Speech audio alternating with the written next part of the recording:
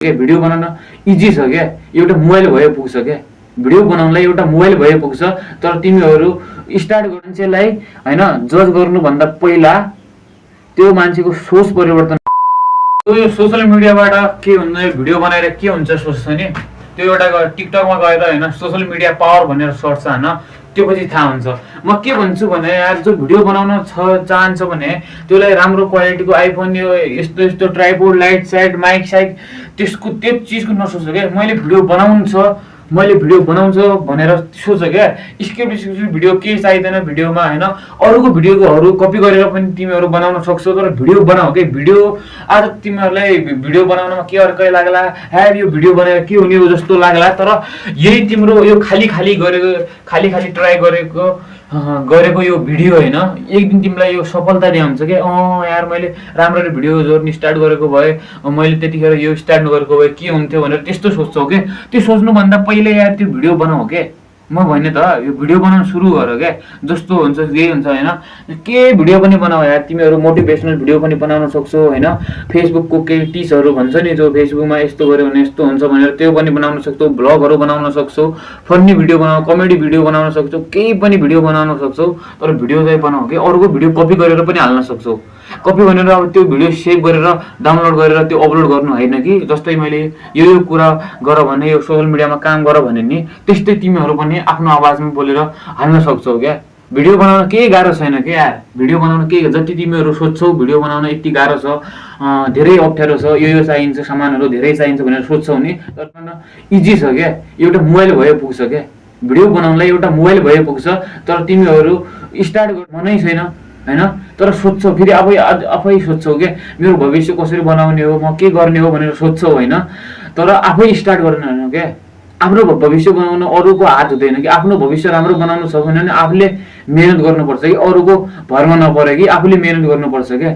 त्यो अरू इन्डिया हैन, इन्डिया गएर त्यो भाँडा माझ्न चाहन्छौ कि केही घरमै राम्रो काम गरेर हैन, घर फ्यामिलीहरूबाट टाढा नभएर घरमै बसेर केही गर्न चाहन्छौ, त्यो तिम्रो हातमा छ। भोलि भविष्यमा दुःख हैन गाँठ ठेलिने गरी दुःख गर्न चाहन्छौ कि बसेर यसो आराम लग्जरियस लाइफ जिउन चाहन्छौ, त्यो तिम्रो हातमा छ। म अरू केही भन्दैन, भिडियो बनाउन स्टार्ट गर। मेरो त्यही हो मोटिभेसनल हैन। भिडियो बनाउन स्टार्ट गर के। अहिले तिमीहरूलाई भिडियो बनाए के हुन्छ, लाज लाग्छ, यो तिमीहरू साथी के भन्ला त्यो के भन्ला भनेर सोच्दै होला हौ।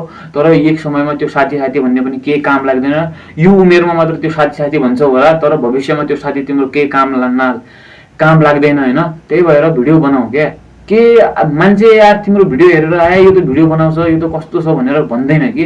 मान्छे आफ्नो लाइफमा यति बिजी छ कि त्यो तिमीलाई यार त्यो कम्प्लेन गर्ने, तिम्रो बारेमा नराम्रो सोच्ने त्यसलाई टाइमै छैन क्या। बुझ्यौ नि। मान्छे के सोच्दैन कि तिम्रो बारेमा यो कस्तो के भनेर केही सोच्दैन कि। भिडियो बनाऊ तिमी। को के भन्छ त्यो भिडियो त बनाऊ, एक भिडियो त बनाऊ, रिस्पोन्स कस्तो आउँछ हैन, त्यो भिडियो बनाएरै त हेर। मान्छे के भन्छन् हैन, राम्रो भन्छ नि नराम्रो भन्छ नसोच कि। अब भिडियो बनाउँछु भने बनाउँछु के।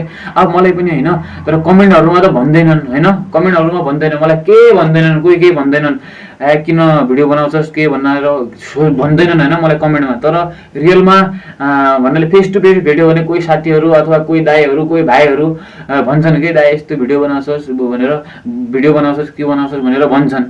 तर म के बारै गर्दैन क्या। मैले सोचेको छु त, मैले भिडियो किन स्टार्ट गरेको हुँ, यो भिडियो बनाउन किन सुरु गरेको हुँ। नत्र म पनि अरूको जस्तै खाली दिनभर बसिरहेको थिएँ हैन। तर नाइ के, म भिडियो बनाउँछु भने मैले भिडियो बनाएँ। तर भन्नेहरूलाई भन्न दियो कि जो तिमीहरूको आजभोलि जो भन्छ नि यो कुरा रियल रहेछ क्या। मैले बुझेँ क्या, यो कुरा रियल रहेछ। जो तिमीहरूलाई आजभोलि नराम्रो भन्छ, यो भिडियो बनाउँछ यार यस्तो यस्तो भनेर हैन, भित्रै पनि रिस मान्छ अथवा के भन्नाले हाँसो उठ्छ तिमीलाई देखेर भने, त्यही मान्छे भोलि भविष्यमा गएर तिमीसँग हैन कसरी गर्यो दाइ के गर्यो हैन भनेर तिमीसँग सल्लाह लिन्छ क्या। कसरी गर्यो के गर्यो भनेर सोध्छ, तिम्रो फ्यान हुन्छ क्या। मान्छेलाई हैन जज गर्नुभन्दा पहिला त्यो मान्छेको सोच परिवर्तन गर के नै हैन।